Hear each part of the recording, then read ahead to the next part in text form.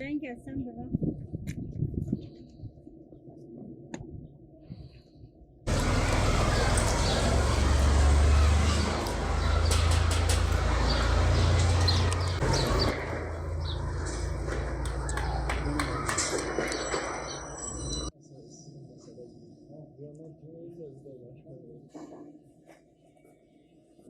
Selamünaleyküm.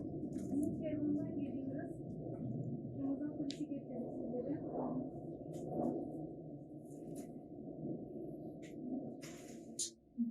Nasılsınız, iyi misiniz? Çok sağ olun, Allah iyi. Siz nasılsınız? Hamdolsun, Allah razı olsun. Allah yardımcınız olsun. Çok sağ olun.